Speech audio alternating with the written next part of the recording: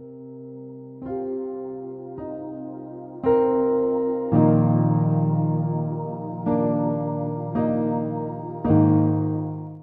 Iglesia, este domingo vamos a estar terminando nuestra serie del Evangelio de Juan, el último sermón.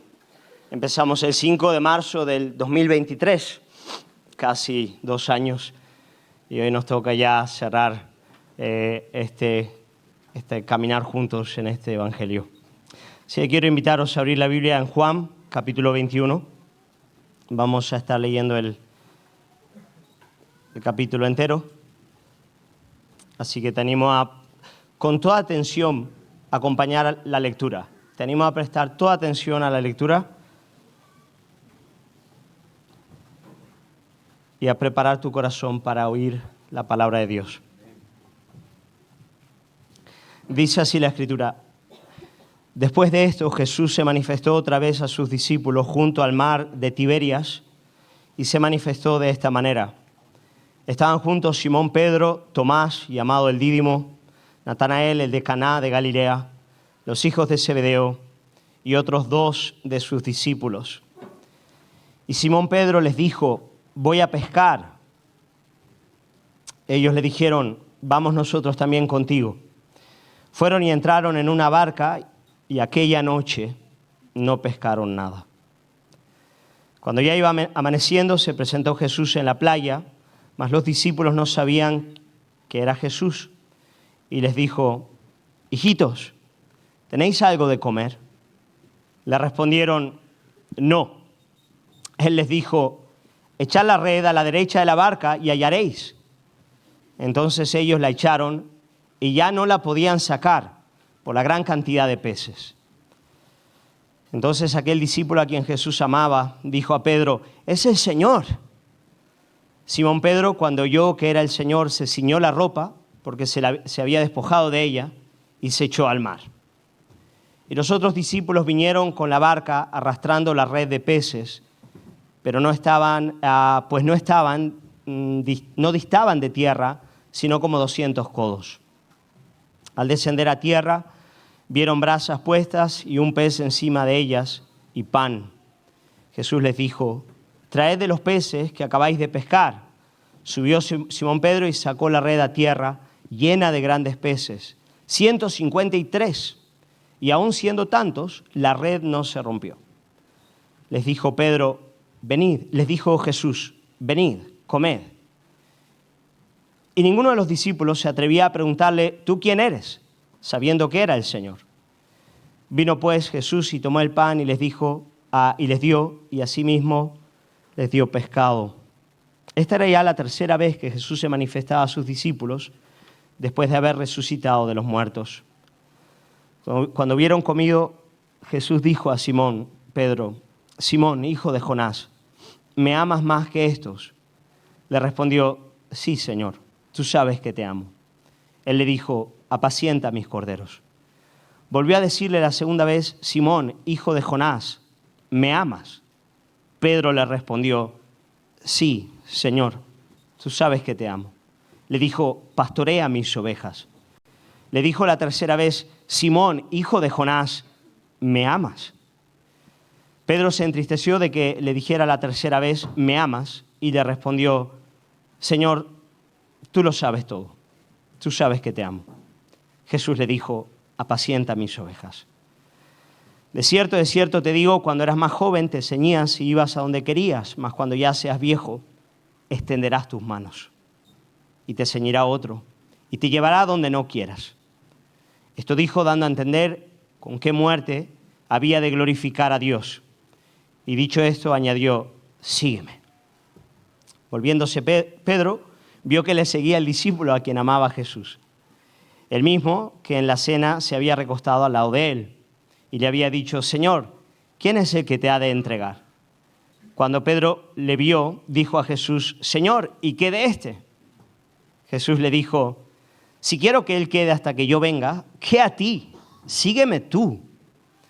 Este dicho se extendió entonces entre los hermanos, que aquel discípulo no moriría. Pero Jesús no dijo que no moriría, sino si quiero que él quede hasta que yo venga, que a ti. Este es el discípulo que da testimonio de estas cosas y escribió estas cosas. Y sabemos que su testimonio es verdadero. Y hay también otras muchas cosas que hizo Jesús, las cuales, si se escribieran una por una, pienso que ni aún en el mundo cabrían los libros que se habrían de escribir. Amén. Padre, queremos agradecerte por tu palabra. Queremos agradecerte porque, además, donde hay 2 o 3 reunidos en tu nombre, ahí estás, por mediación de tu palabra para venir a ministrar a nuestros corazones. Y mi oración y mi deseo en esta mañana es que así como tú te manifestaste a los discípulos, lo hagas también a tu iglesia. Queremos encontrarnos contigo, queremos tener tratos contigo, queremos pedirte que tu Espíritu Santo pueda hablar a nuestros corazones de manera íntima y profunda. Queremos estar dispuestos, estar atentos a tu voz. Por eso oramos en el nombre de Jesús. Amén. Amada iglesia, en muchos sentidos, este es uno de los capítulos más bellos de toda la Biblia. En él vemos que Jesús viene al encuentro de Pedro para restaurar a su hombre que había caído. Eso es lo que él viene a hacer. Y los detalles de esta restauración nos muestran a Jesús como el médico del alma, el admirable consejero, como aquel que nos pastorea junto a aguas de reposo y el único que es capaz verdaderamente de confortar nuestra alma. Salmo 23, versículos 2 al 3. Por lo tanto, y lo digo de todo corazón, para mí este es uno de los capítulos más bellos de toda la Escritura. Pero si por un lado es un capítulo extraordinario, por otro, hay que decirlo, es un capítulo raro, un capítulo incómodo. Un capítulo que parece estar casi fuera de lugar. Podríamos decir que este es uno de los anticlímax más dolorosos de toda la Biblia. En el capítulo 20 vimos a Jesús resucitando entre los muertos, apareciéndose a sus discípulos, comisionándolos con poder para salir y extrayendo de los labios del incrédulo Tomás la preciosa confesión que leemos en el versículo 28, Señor mío y Dios mío. En efecto, el capítulo 20 termina con el propósito por el cual Juan escribe todo el Evangelio, que es que podamos creer que Jesús es el Hijo de Dios, el Mesías, que al creer tengamos vida en su nombre. Y parece que al llegar al final del capítulo 20 tendrías un cierre extraordinario. Estás en lo más alto, estás en la cima de la montaña, como si llegase el momento de terminar. Pero ahora es como si descendiésemos de nuevo al fango. Descendemos al fango, bajamos vertiginosamente de las alturas de la resurrección al valle del pecado. Caemos de las cimas del cielo al lodo cenagoso de la incredulidad.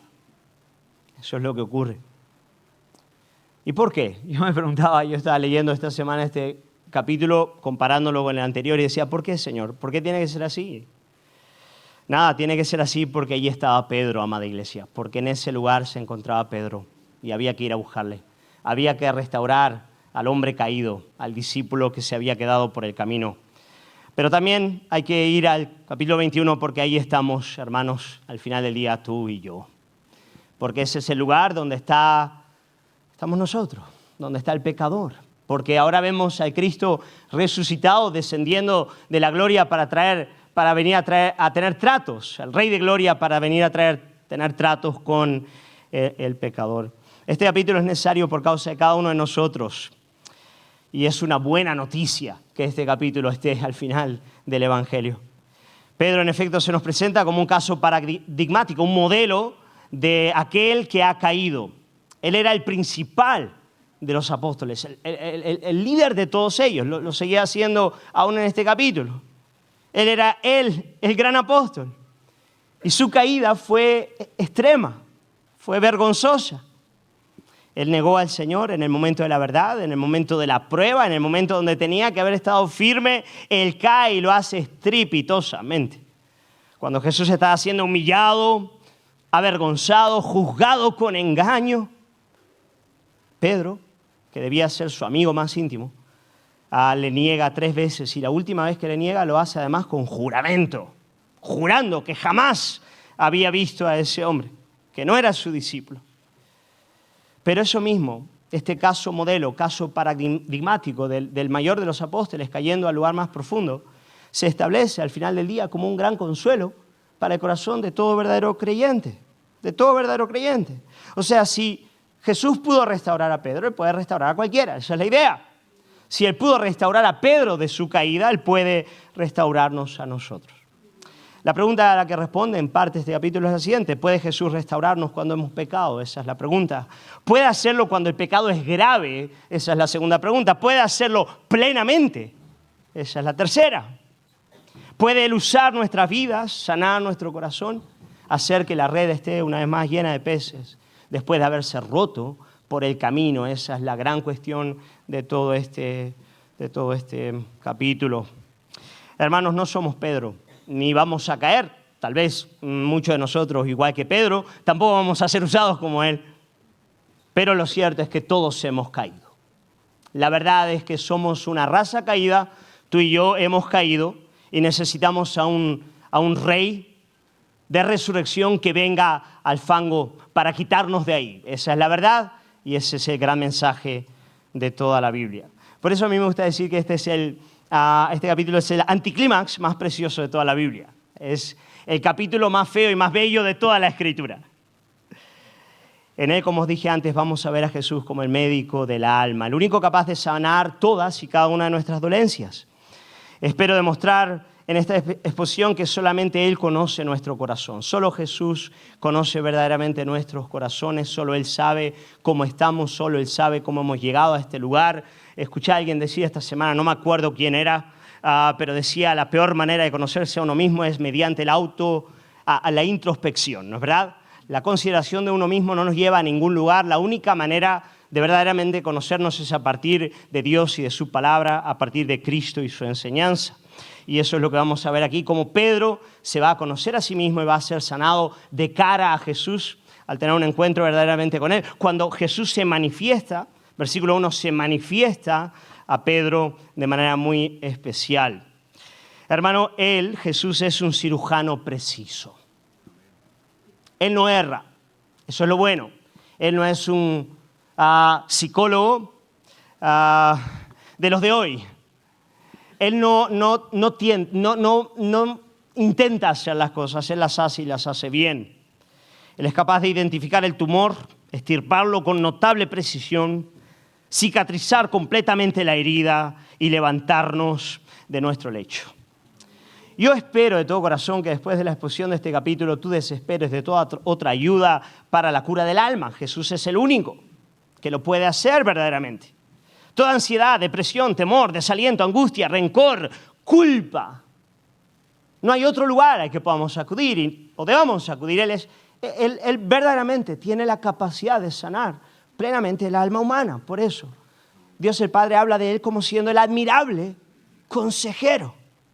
El único capaz de cambiar mi lamento en baile, como dice el salmista, o ceñirme de verdadera alegría. Eso es lo que vamos a ver en la vida de Pedro y yo espero de todo corazón, mi oración es que lo podamos ver también en nuestras vidas en esta mañana, que así como Jesús se paseó con Pedro junto al mar de Tiberias, Galilea, también lo haga entre nosotros en este día. Vamos al texto. Espero que es bueno que tengáis la Biblia abierta y lo podáis acompañar conmigo.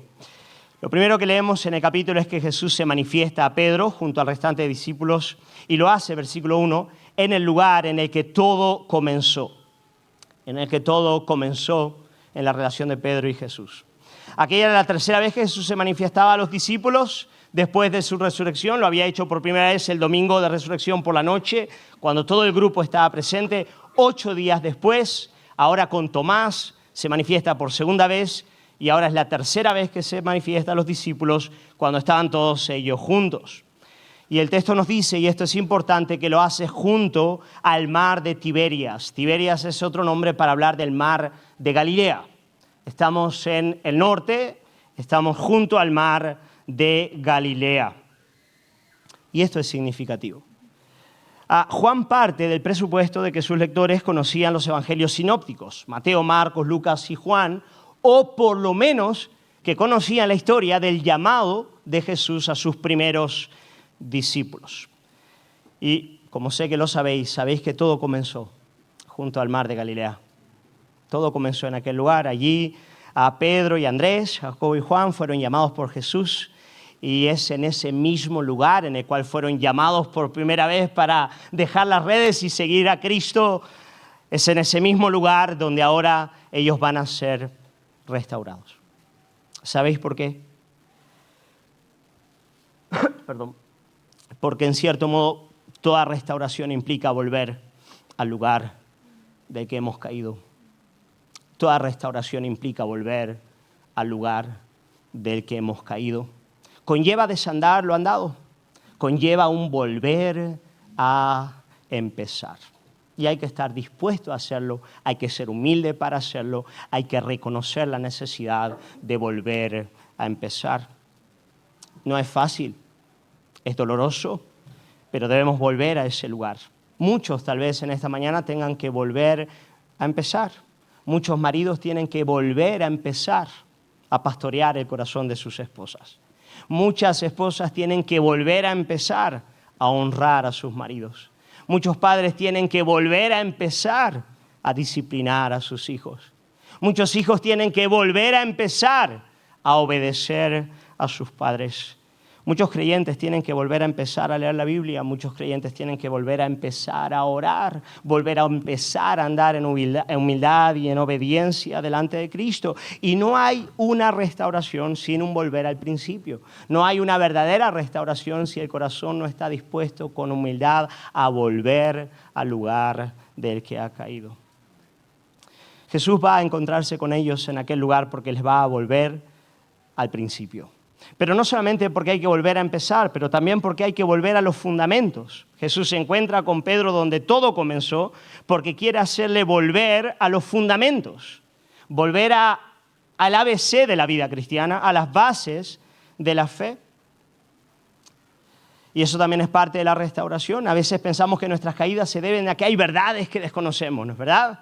Misterios que nos están velados y que tenemos que descubrir. Pero en realidad suele ser porque no hemos aprendido bien el ABC. Y ese es el problema. Quiere decir, una casa no se cae porque la decoración elegante de la entrada no esté bien puesta, sino porque hay grietas en el fundamento, porque hay grietas en la base, porque es ahí donde cerró. Y es ahí donde hay que evaluar y hay que tratar y hay que restaurar para que realmente las cosas puedan ir bien. ¿Sabes? Solemos pensar que sabemos lo que no sabemos hasta que todo se cae. Voy a repetir esa frase porque es muy dolorosa, pero es que es la más pura realidad. Solemos pensar que sabemos lo que no sabemos hasta que todo se cae. Y Jesús lleva a Pedro al mar de Galilea para enseñarle nuevamente los fundamentos de la fe cuando todo se había caído, cuando todo realmente había demostrado estar en una base muy endeble. Y sabes, ese es el lugar donde una y otra vez Jesús nos lleva a ti y a mí también. El Señor permite muchas veces que las cosas se caigan para que podamos volver a empezar, para llevarnos al lugar de que nunca teníamos que haber salido, para aprender algunas cosas que no hemos aprendido bien. De modo que Pedro regresó a Galilea. Él regresó a aquel lugar junto a un grupo de discípulos. Vemos que junto a Pedro estaba Tomás, llamado el Dídimo, Natanael, el de Caná de Galilea, los hijos de Zebedeo, que son Jacobo y Juan, los hermanitos, y otros dos discípulos que no se nos dice realmente quiénes eran, todos estaban en aquel lugar. Pero se nos dice que en ese momento Pedro les dice, me voy a pescar. Versículos 2 y 3, lo voy a leer, dice, estaban juntos Simón Pedro, Tomás, llamado Natanael, los hijos de Zebedeo, otros dos, y Simón Pedro les dijo, voy a pescar. Y claro, como él era líder innato de todos ellos le dijeron, vamos también nosotros contigo. Ahora, ¿qué decir de esta pesca, iglesia? ¿Qué pensáis? Pensadlo un poco. ¿De dónde viene este deseo de pescar? No es tan fácil responder a esa pregunta. Muchos lo consideran algo inocente, algo válido. Sabemos que eran pescadores y que de ese modo era en el que se debían ganar la vida. Por lo tanto, se puede considerar que sencillamente estaban dando un paso natural de cara a la profesión que tenían. Podía ser perfectamente válido que fuesen a pescar, evidentemente. Pero tenemos que tener en cuenta, iglesia, el contexto. El contexto. ¿Sabes? Aquel era el lugar en el que 3 años antes Jesús le había dicho a Pedro, y ahora voy a leer Lucas capítulo 5, versículos 10 al 11, le había dicho, no temas, desde ahora serás pescador de hombres. Y el doctor Lucas sigue diciendo lo siguiente, que cuando trajeron a tierra las barcas, dejándolo todo, les siguieron. Y claro, lo dejaron todo para seguirle cuando apenas le conocían. No sabían casi nada de él. Ahora han pasado 3 años. Le han escuchado, han visto sus milagros, le han visto derramar su sangre en la cruz, le han visto resucitar de entre los muertos. Al resucitar de entre los muertos les dijo, id al norte, id a Galilea, porque me voy a encontrar con vosotros en aquel lugar. Y de repente, estando en aquel lugar, les vemos volver a todo lo que era anterior en sus vidas. Y desde luego nos preguntamos por qué. ¿Qué es lo que Juan nos quiere indicar? ¿Por qué este movimiento? Es un movimiento inocente. Hermanos, yo no lo creo. A mí me parece que aquí está ocurriendo algo, y me parece que es evidente, y es que el corazón de Pedro está tomado por el desaliento. Él está tomado por el desaliento. Él está volviendo atrás. Él está volviendo atrás, pero no para arrepentirse. Él está volviendo atrás a su vida antigua. Él está volviendo atrás a sus viejos quehaceres. Es un retroceso, pero es un retroceso pecaminoso, incrédulo, incorrecto. Desde luego Pedro no había perdido la fe. Él había visto a Jesús resucitado, creía que Él era el Cristo, el Hijo de Dios. Él seguía en la comunión de sus hermanos, estaba junto al restante de discípulos, pero el desaliento había tomado su corazón. La pregunta que se hacía Pedro, tal vez en este punto, era, vale, está bien, Cristo resucitó, Él es el Mesías, de verdad. La gracia, la salvación se ha extendido a los hombres, pero la pregunta es, después de haber caído y de haber caído de manera tan grosera, ¿puede Dios aún usar mi vida? ¿Tiene Él todavía buenos propósitos para mí? ¿O yo estoy ya fuera? Puede que reciba la gracia y la salvación, pero ese asunto de ser un pescador de hombres ya no es para mí. Mejor vuelvo al mar de Galilea. Mejor pescar peces, que eso se me da bien. En lo otro ya mostré ser un absoluto fracaso. Mejor vuelvo a mi vida antigua. Seguiré yendo a la iglesia, no dejaré la fe, pero por lo demás viviré para la pesca. Hermanos, ¿cuántos no viven de este modo la vida cristiana? ¿Cuántos no están en esa condición? Pero es una condición peligrosa, iglesia, y quiero decírtelo de todo corazón. Es peligroso estar en el lugar de Pedro en este momento, es peligroso, pero muy peligroso, porque cuando estamos en esa situación, llenamos nuestras vidas de quehaceres para distraer la culpa, la incredulidad de nuestros corazones, nos llenamos de cosas, y al principio puede que sean actividades válidas y hasta útiles, como ir a pescar, pero escúchame bien, el desaliento seguirá carcomiendo los cimientos del alma hasta llevarla al vicio y al pecado. Y mañana Pedro ya no estará pescando, estará adulterando.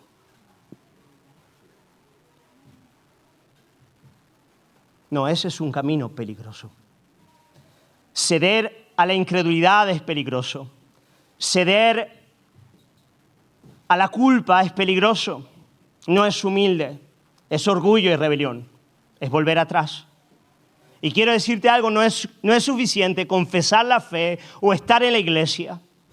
Es necesario amar y obedecer a Jesús.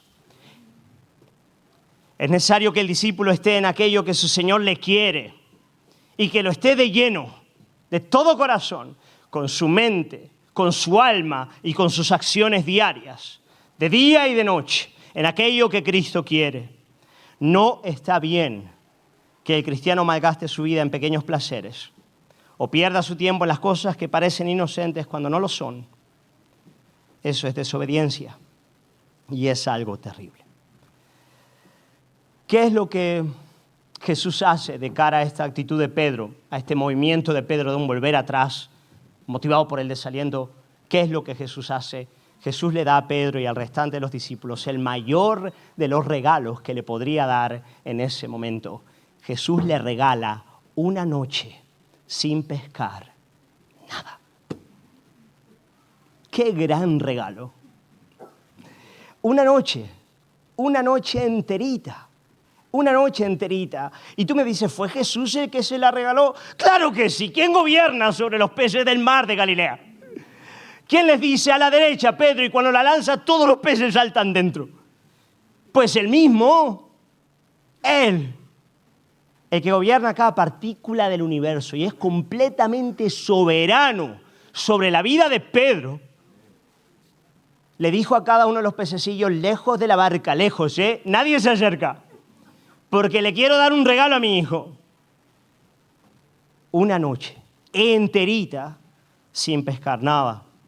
Una noche de vacío, una noche de frustración, una noche de tristeza. Y aunque no lo parezca, quiero deciros, esta es una expresión hermosísima de la gracia divina, de la misericordia de Dios para con él, del amor soberano de Cristo para con su Hijo caído. ¿Sabes? Sería un adelanto del juicio de Dios sería un adelanto del juicio de Dios permitir que Pedro se viera satisfecho en tal condición. Dejarle prosperar y estar a merced de 1000 distracciones, esclavizado de los pequeños vacíos y de los ídolos de su alma. ¿Cuántos no están en esa situación?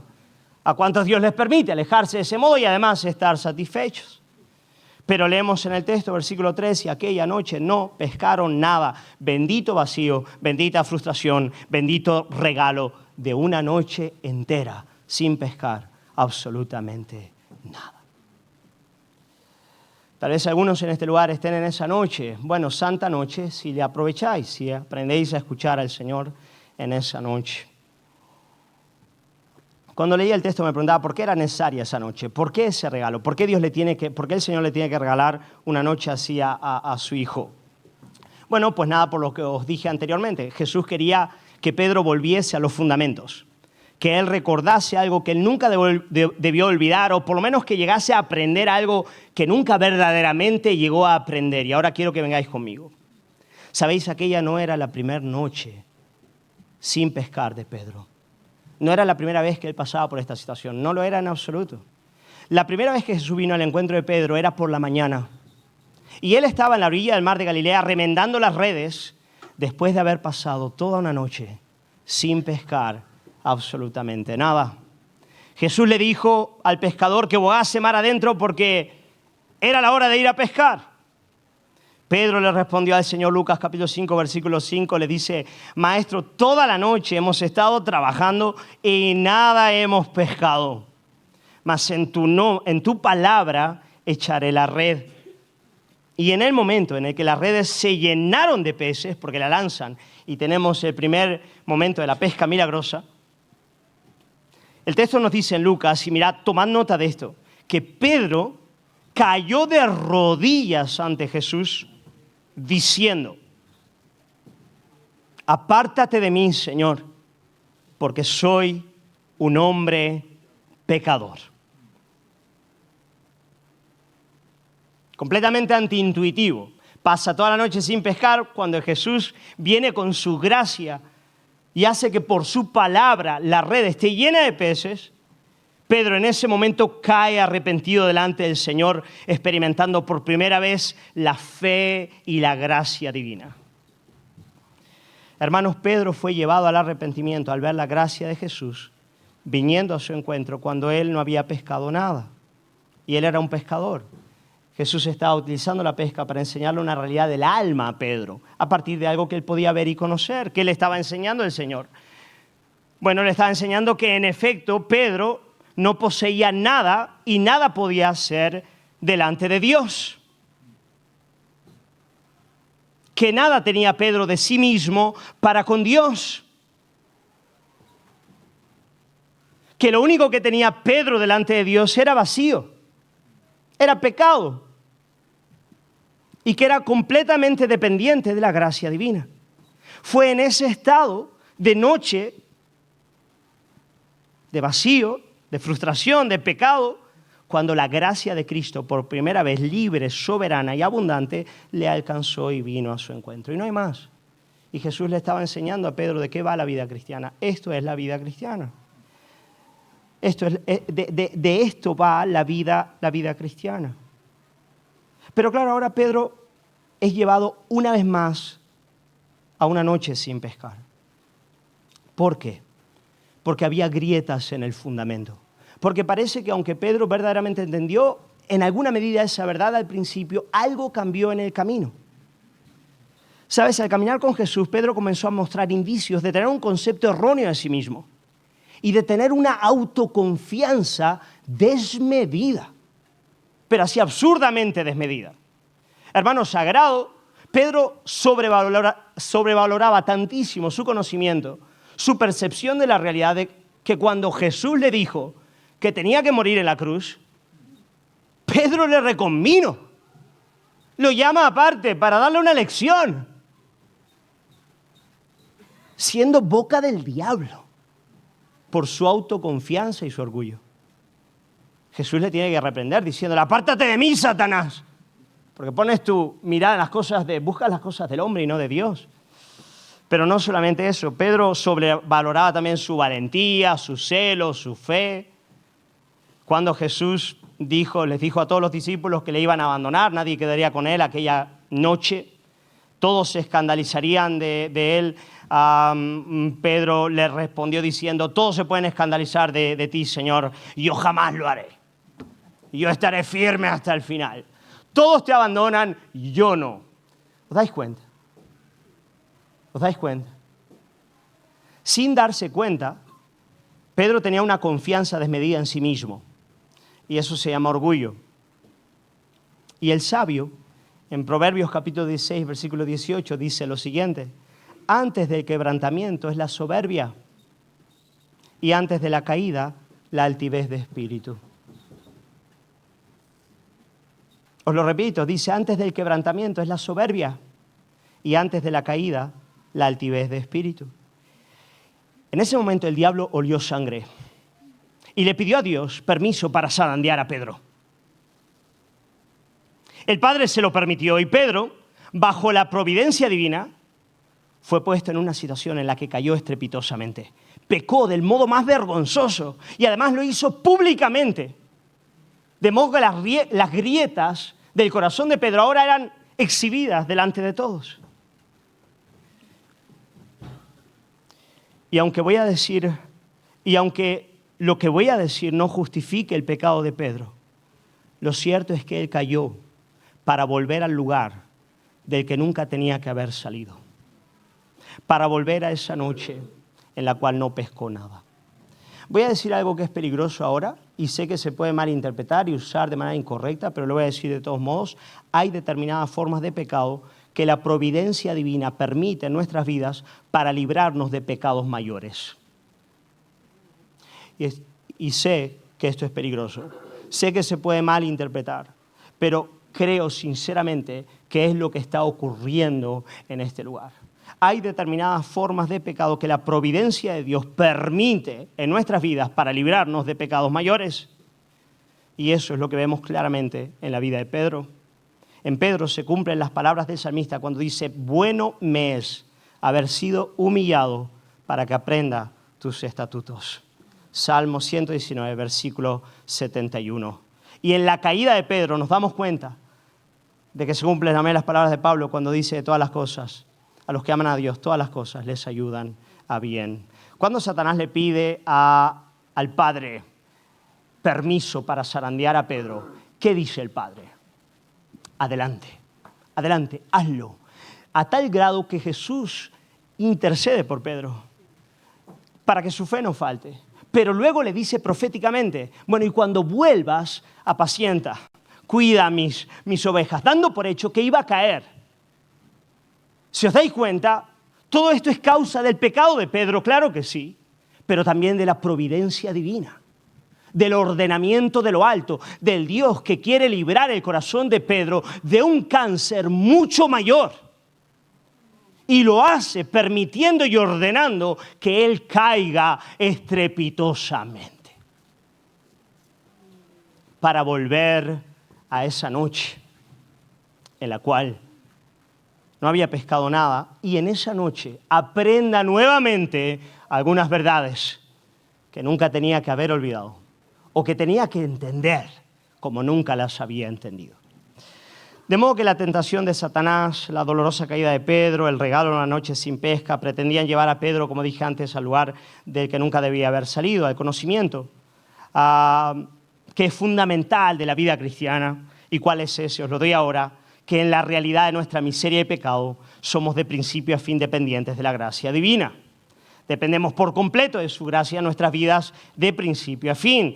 Todo en la vida cristiana fluye de ese principio que debe ser aprehendido por el alma, que en la realidad de mi pecado, la gracia divina me sostiene. Él me sostendrá. Tal vez uno de los pastores más bellos de la historia de la iglesia haya sido John Newton, que había sido antes un traficante de esclavos, vino a la fe de manera poderosa y es conocido no tanto por sus sermones, se dice que predicaba bastante regular, y tampoco por sus libros, aunque eran buenos. Pero hay algo que marcó la historia de ese hombre hasta los días de hoy y son las cartas pastorales que escribió. Escribió muchísimas cartas a los miembros de la iglesia y hay una colección de cartas que son impresionantes, muestran el corazón de un hombre santo.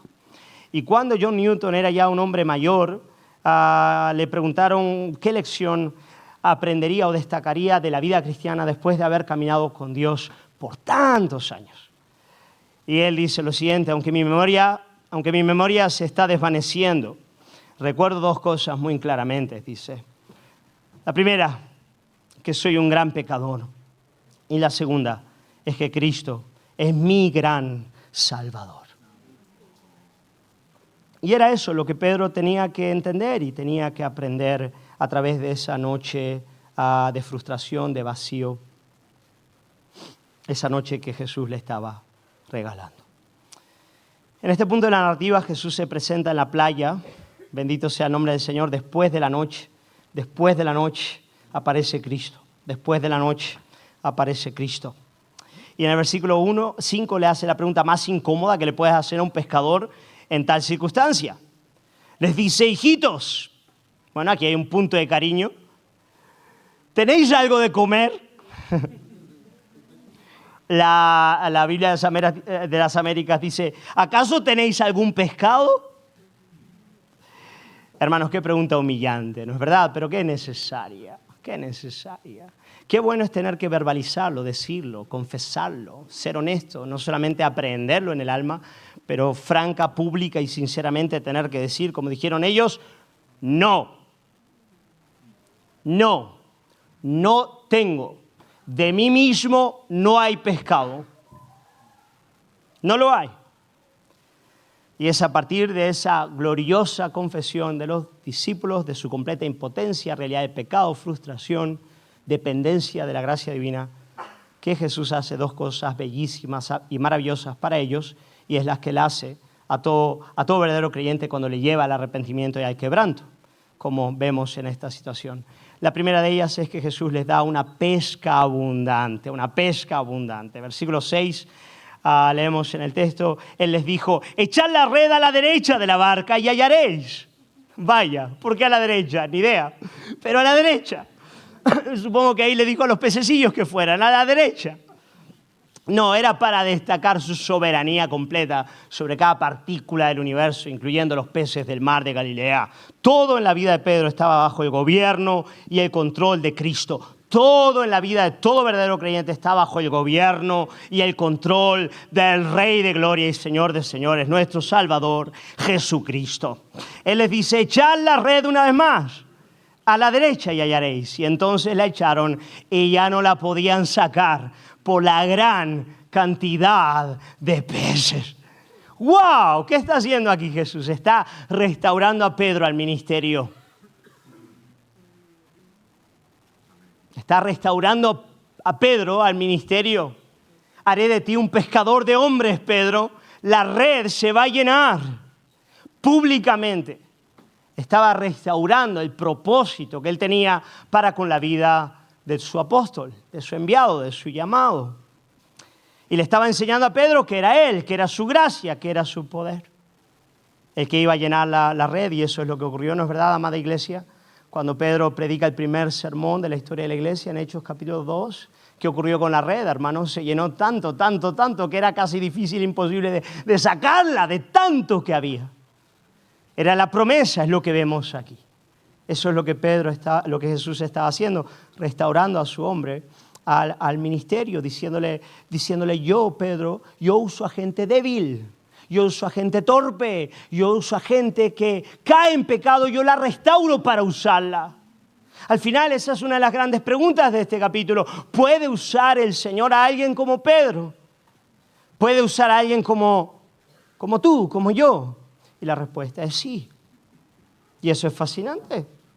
Eso es fascinante. ¿Y en función de qué? De su gracia restauradora, sanadora, que viene a nuestro encuentro. Me encanta que dice que la red se llena y en el versículo 10, cuando ya están llegando a la barca, a la playa con todo, a Jesús les dijo, traed los peces que acabáis de pescar, y se nos dice que la red, aunque estaba llena, tenía 153 peces, no se rompió. Bendito sea el nombre del Señor. Él no solamente usa a Pedro, pero le da la capacidad de sobrellevar aquello que Dios le daría. Yo voy a hacerte aguantar hasta el final. Voy a hacerte aguantar hasta el final. En ese momento, Juan, claro, yo me imagino que todos empezaron a oler quién era, ¿no es verdad? Pero el primero de ellos en gritar fue Juan. Juan le dijo a Pedro, ¡es el Señor! Oh, hermanos, ¿y cómo no amar a Pedro? Es muy difícil no amarle. Mirad lo que hace en este punto. Él se había quitado la ropa para pescar. Estaba en calzoncillo blanco, imagino yo, de lino. Se lo había quitado, estaba pescando, estaba entre amigos, claro, normal, pescando, era un hombre rudo. ¿Habéis notado eso en el texto? No. Se vistió.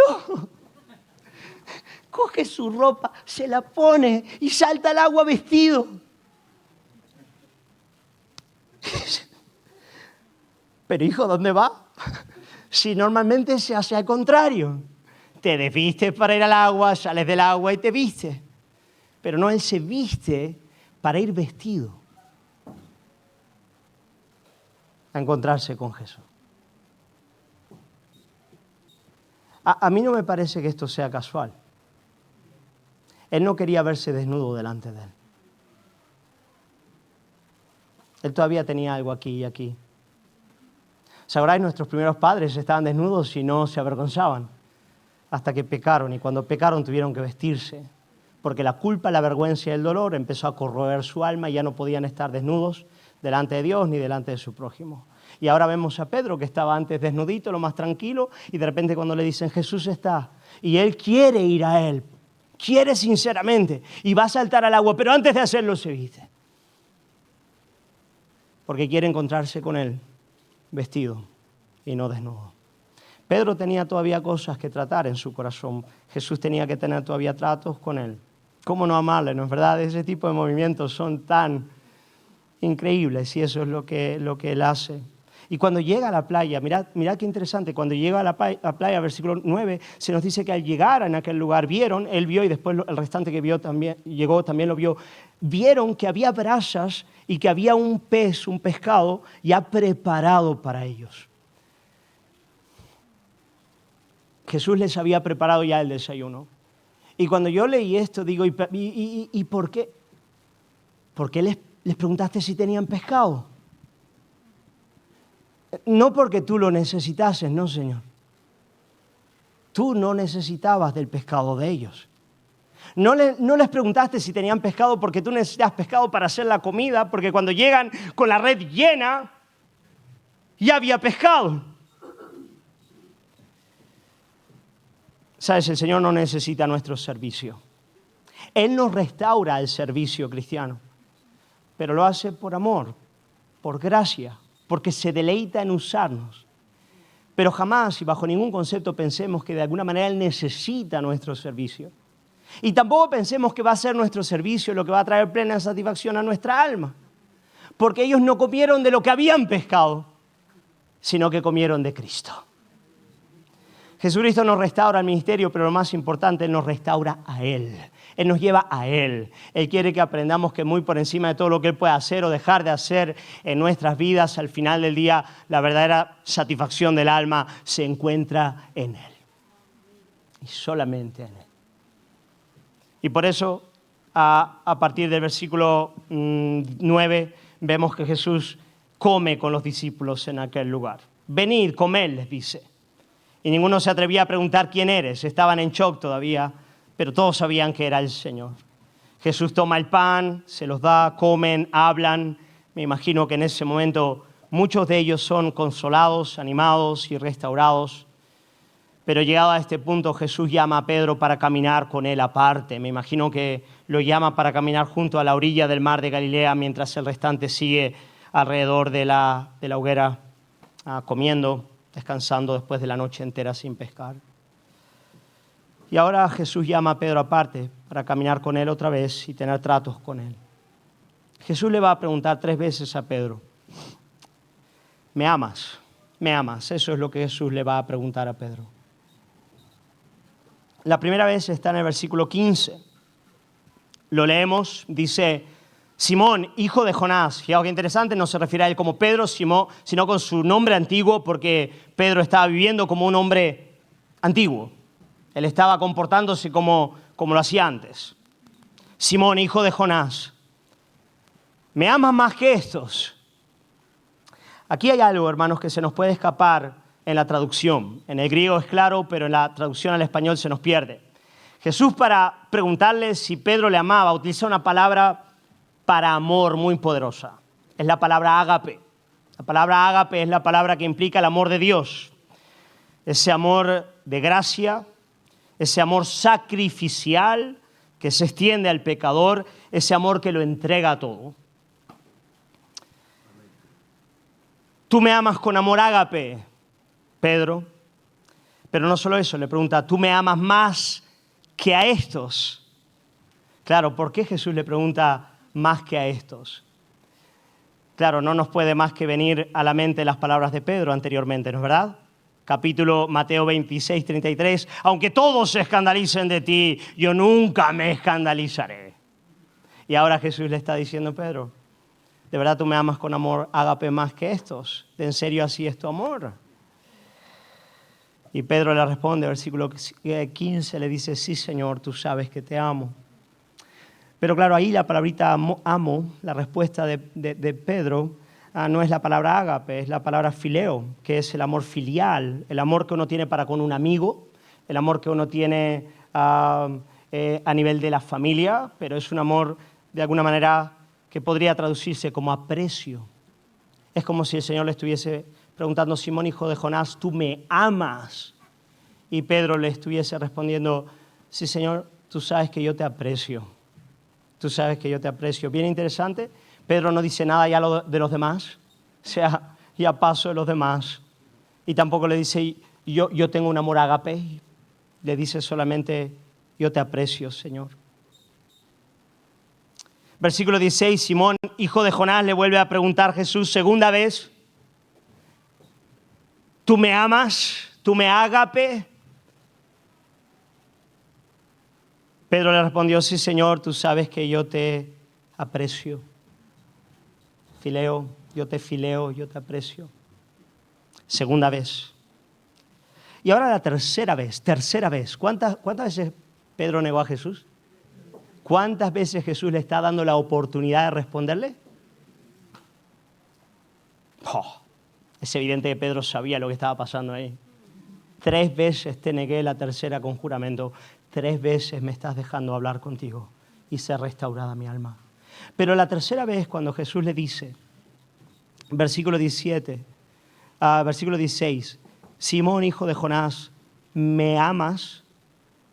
Esa tercera vez, es el versículo 17, ¿no es verdad?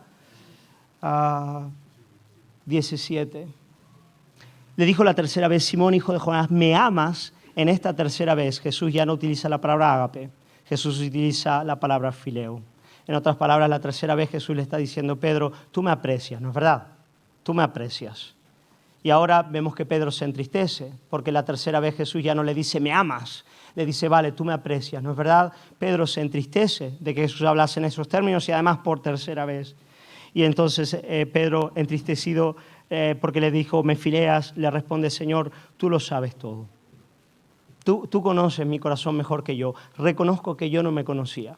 Reconozco que yo tenía un concepto de mí mismo completamente equivocado. Estaba perdidísimo, Señor. Perdido. Tenía tal autoconfianza y tal percepción errónea de mi persona que era ridículo, Señor, patético. Ahora confieso que el que me conoce, ¿quién es? Eres tú, Señor. Eres tú. Y tú sabes, Señor, que mi amor por ti no es perfecto, aunque es sincero. No es perfecto, aunque es sincero. Yo te amo sinceramente. Y eso tú lo sabes, Señor. Pero es verdad, yo no te amo todavía con un amor perfecto. Hemos llegado. ¿Qué es lo que Pedro aprendió? ¿Y qué es lo que nosotros una y otra vez tenemos que aprender? Dos cositas bien importantes. La primera es que él no estaba donde él pensaba que estaba. Él pensaba que estaba en Ágape, él estaba, en todo caso, en Fileo. Ahora él reconocía que su amor por Jesús no era tan grande como él pensaba que era. Era un amor sincero, como dije antes, pero era pequeñito. Pedro era todavía un niño en la fe. Pedro tenía muchísimo todavía por crecer y para crecer tenía que aprender que tenía que crecer, tenía que descender para verdaderamente subir, pero ahora subir bajo un fundamento firme que no se va a caer. No subiría como un globo que luego explota, sino como una gran edificación que se va estableciendo firme hasta el final. Pedro aprendió que no estaba donde él pensaba que estaba, pero hay más y ahora llega lo más bello de todo. Esto ya es, hermanos, para llorar de alegría. Pedro aprendió que el secreto de la vida cristiana, y siempre hablar del secreto de la vida cristiana es un poco peligroso, pero estoy tan convencido de lo que voy a decir que usé esa frase. El secreto de la vida cristiana no era su amor por Jesús, sino el amor de Jesús por él.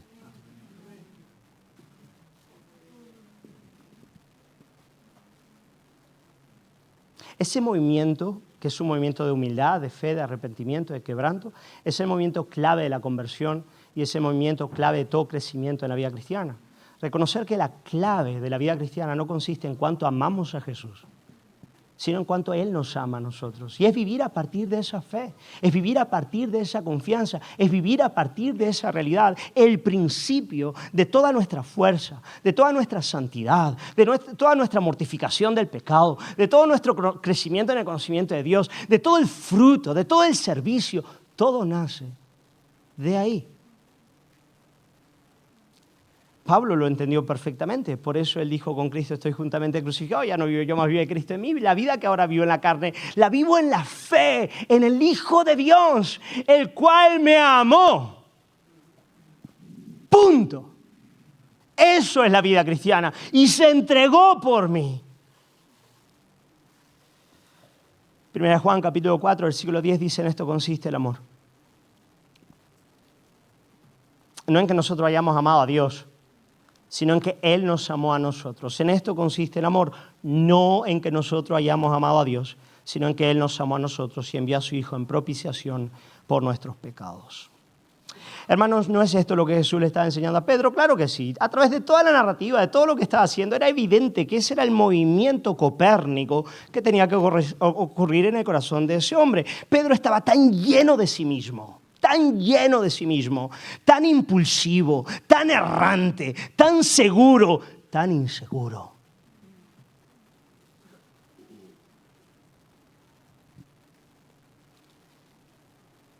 Y Jesús le estaba enseñando que él no necesitaba un hombre fuerte, que él necesitaba un hombre confiado en su amor, un hombre que descansase por completo en el amor de Cristo. Si pudiésemos verdaderamente entender esta verdad, yo lo digo así categóricamente, seríamos completamente invencibles. Invencibles. Si pudiésemos verdaderamente entender que de esto va la vida cristiana y que esta es la clave para crecer en la vida cristiana, podríamos verdaderamente vencer a todos nuestros grandes enemigos. Cuando Pedro aprendió que en su pecado y debilidad era amado, llegó a ser un buen pastor. Fíjate qué interesante, cuando él reconoció que en efecto así era precio lo que tenía, no era tan grande como pensaba que era un amor sincero pero pequeño, pero empezó a entender que no dependía ya de eso, que la vida cristiana iba del amor de Cristo para con él. A partir de ese estado del alma, entonces Jesús le dice 3 veces, apacienta mis corderos, pastorea mis ovejas. Apacienta a mi oveja. Ahora tienes un espíritu correcto para acercarte al débil, al pobre, al desnudo, al pecador, al miserable. Ahora vas a ser un pastor útil en mis manos. Ahora sí, Pedro. No el Pedro que dice, aunque todos se avergüencen de ti, yo jamás lo haré. No, ahora lo serás. Y es así, hermanos, con todos nosotros. Y así con todos nosotros. Solamente ese tipo de espíritu es una bendición a los que están a su alrededor. Aquel que ya no está viviendo en función de sí mismo, sino el amor de Cristo. No todos somos llamados al ministerio pastoral, pero todos somos llamados a obedecer a Jesús, ¿no es verdad? Todos y cada uno de nosotros somos llamados a obedecer y seguir a Jesús. ¿Qué es necesario para eso? Bueno, es necesario que en el sincero reconocimiento de nuestro pecado y debilidad aprendamos a confiar en el amor de Cristo día a día. Y ahí es donde radica el poder de la vida cristiana. Ese es el modo de crecer en santidad. Es el modo en el que el marido va a pastorear en amor a su esposa. Es el modo en el que la esposa va a obedecer y honrar a su marido. Es el modo en el que los padres van con ahínco a disciplinar a sus hijos y a hablarles al corazón. Es el modo en el que los hijos sinceramente van a obedecer a sus padres. Es el modo en el que el creyente va a ser responsable y disciplinado en su trabajo. Es el modo en el que vamos a abandonar el pecado y vivir en santidad con esperanza porque nos sabemos muy amados por Jesús.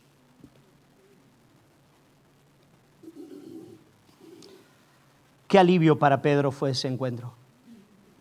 Jesús lo que quiere es que yo entienda que es verdad, soy pequeño y dependo de su amor. Ya está. Él no quiere otra cosa de mí. Pero el texto no termina ahí. No termina ahí. No termina ahí. Es que ahora que Pedro había entendido esta verdad, Jesús le va a decir a Pedro, bendito sea su santo nombre, que llegaría el día donde Pedro le amaría con un amor ágape, con un amor que lo entrega todo, con un amor que lo entrega todo, que da su vida, con un amor maduro.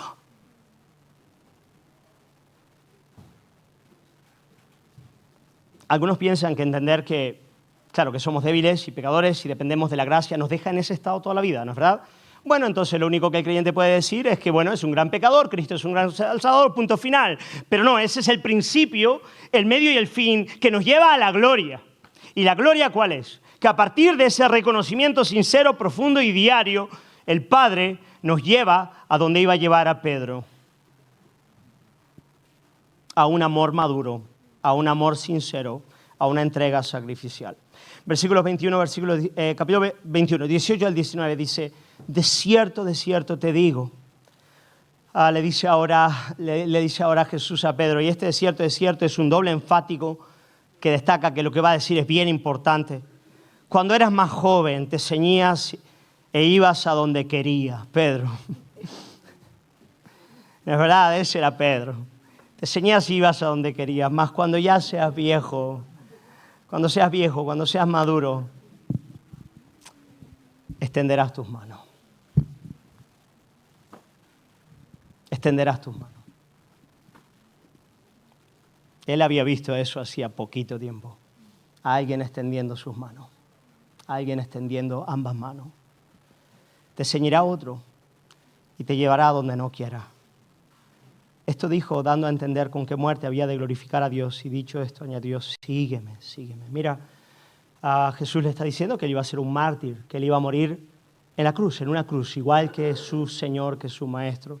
Llegaría el día donde él tendría la segunda oportunidad y en esta vez él no negaría al Señor, al contrario, lo seguiría hasta el final. Sabemos por la tradición que Pedro murió crucificado en Roma y que murió a cabeza abajo porque no se sentía digno de morir del mismo modo que había muerto su Salvador. Por lo tanto, fijaos qué interesante. Muy interesante, ¿no es verdad? No le dice Jesús a Pedro, tendrás una vida de éxito, ¿no? De pura salud y prosperidad. Te voy a llenar de dinero, una casa grande. No. Hoy en día varios dirían eso, ¿no es verdad? Esa es la madurez espiritual para algunos, eso es realmente la evidencia del favor divino, pero no. La evidencia del favor divino era que él iba a seguir los pasos de su maestro. Él iba a ir con Cristo hasta el final, una entrega sacrificial, iba a dar su vida por él. De modo que llegaría el día en el que el amor de Pedro sería el amor ágape. Ahora era un buen aprecio, ahora tocaba seguir a Jesús, pero llegaría el día donde él podría decir, ahora te amo con un amor ágape. Cuando con humildad caminamos con Cristo de este modo, Él nos lleva a ese lugar. Él nos lleva a ese lugar. Terminando la historia, es muy gracioso lo que ocurre ahora, y es que Pedro mira hacia atrás y ve que a media distancia le sigue Juan. Versículos 20 al 24. Fíjate, Juan le está siguiendo, ¿no? Versículo 20 dice, volviéndose Pedro vio que le seguía el discípulo a quien amaba a Jesús, ese Juan, el mismo que en la barca se había recostado al lado de él, en la cena, se había recostado al lado de él. Yo me pregunto qué hacía Juan ahí y por qué le seguía. Supongo que tenía que escribir el Evangelio. ¿Quién iba a escuchar la historia y ponerla en palabras? Iba tal vez Juan con su libreta tomando nota, ¿no? Espera, repetí, por favor. No, Juan amaba tanto a Jesús y amaba tanto a Pedro. Lo vemos el tiempo entero en este Evangelio, cómo ellos dos el tiempo entero están juntos, hablan, uno le pregunta al otro en la cena del Señor, están juntos el tiempo entero y Juan está muy interesado en ver la restauración de su amigo y por eso camina cerquita de Pedro. Pero Pedro mira a Juan y le dice a Jesús, ¿y qué de este? ¿Y este qué harás con él? ¿No es verdad? ¿Qué harás con él? Ay, Pedro, Dios mío, ¿qué pasa contigo, hijo? Todo lo que estás aprendiendo y ahora miras al otro, ¿no? Y básicamente Jesús le dice a Pedro que no le incumbe lo que haría con Juan. No le incumbe, no es de tu incumbencia. Si yo quiero que él quede hasta que yo vuelva, que a ti. Tú ven y sígueme. Algunos pensaron que a partir de ahí Juan quedaría hasta el regreso de Cristo. Se destaca que no es así, no es lo que Jesús dijo. Jesús básicamente le estaba diciendo a Pedro, Pedro, yo tengo una historia para cada uno. Yo tengo una historia para cada uno. Yo tengo un camino para cada uno de mis hijos. Yo tengo propósitos para cada uno. Y no tiene sentido que estés comparando. No tiene sentido, es el mismo movimiento. No tiene sentido. Tú tienes que vivir la vida cristiana a partir de mi amor para contigo y punto final. Déjalo, Pedro, déjalo. Lo que tú tienes que saber, y lo voy a repetir para ir terminando, es que la vida cristiana no se trata tanto de mi amor, de tu amor para conmigo, sino de mi amor para contigo. De eso se trata, ese es el secreto de la vida cristiana. Por eso, amada iglesia, es saludable, en vez de estar considerándonos a nosotros mismos, ya sea nuestras victorias o nuestros fracasos, en vez de estar comparándonos con nuestros hermanos, cómo lo hacen o dejan de hacer, cómo son o dejan de ser, esta iglesia o aquella iglesia, este o aquel, en vez de caer en todo ese tipo de tonterías, usamos mucho mejor nuestro tiempo si aprendemos a considerarle a Él. ¿Quién es Él? ¿Cómo es Él? ¿Qué dice Él? ¿Qué ha hecho Él por mí? ¿Qué hace Él por mí? Si nos dedicásemos sinceramente a seguirle, tendríamos gran riqueza. Y así termina Juan, amada iglesia, así termina. Así termina el Evangelio. Casi 2 años caminando en este Evangelio. Me da cierta nostalgia dejarlo. Ayer decía, wow, si Dios me da vida y ministerio, me gustaría volver a Él bastante más adelante. Quién sabe, si Dios me lo permite, me encantaría volver a Él. Cerramos Juan y lo hacemos con cierta nostalgia, diciendo, wow, hemos podido ver tantas cosas hermosas de la gloria de Cristo en este Evangelio y se termina. Pero mirad cómo termina, versículo 25. Y hay también otras muchas cosas que hizo Jesús, las cuales si se escribieran una por una, pienso que ni aún en el mundo cabrían los libros que se habrían de escribir. Hermano, tengo buenas noticias para ti. Terminamos el Evangelio de Juan, pero hay muchísimo más por conocer de la gloria de Jesús. En efecto, se nos ha dado un libro entero para que podamos seguir conociendo a nuestro amado Salvador. Vamos a orar. Quiero invitar al grupo de alabanza para que podamos responder a la palabra con un... Si pudiésemos cantar, Él me sostendrá de nuevo. Y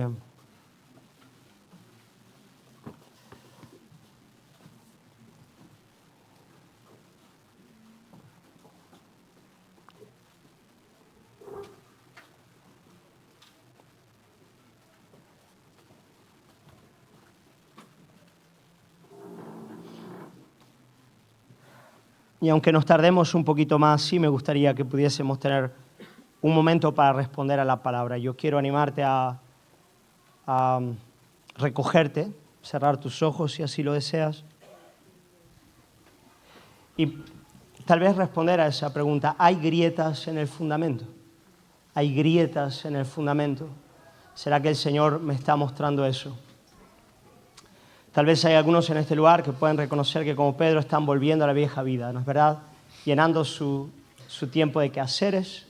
Tal vez algunos que parecen inocentes para ir de pesca, como ir de pesca, pero en realidad son fruto de la incredulidad, fruto de la culpa, fruto del orgullo herido, de la caída. Tantas cosas, ¿no es verdad?